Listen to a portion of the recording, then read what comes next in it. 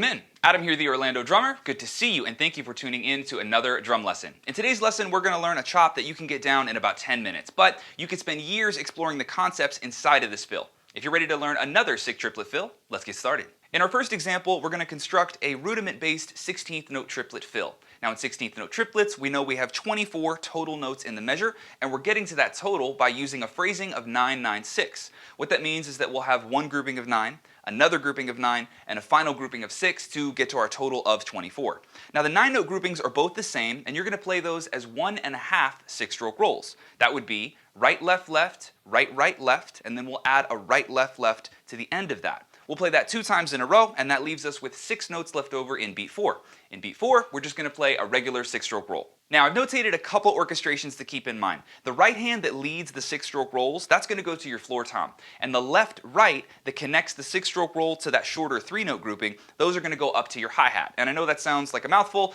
but it's really not too bad when you get it on the kit. Let's try it out at 60 and 90 BPM.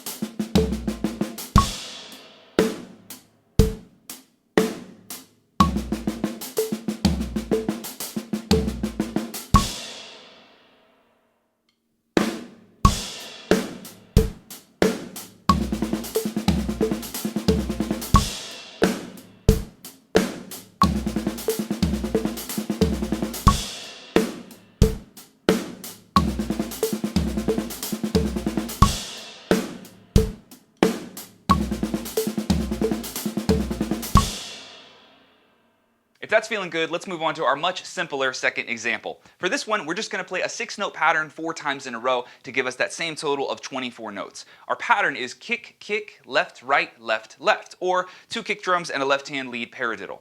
Now I want you to accent the left, right every time that happens in this pattern, and the diddles, those 2 lefts, you can just leave those ghost noted down on the snare.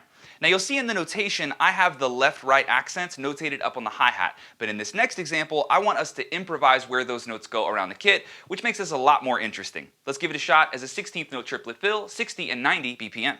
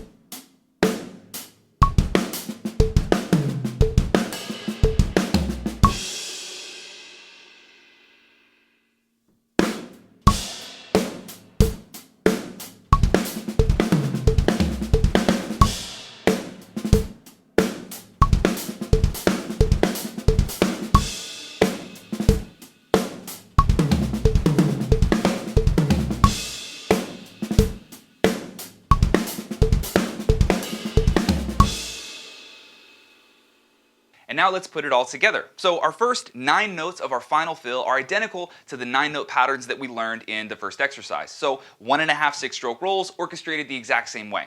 After that 9-note pattern, we're going to have 2 patterns of kick, kick, left, right, left, left. For both of those patterns, I want your left hand to be accented on the snare and your right hand to be accented on the floor tom.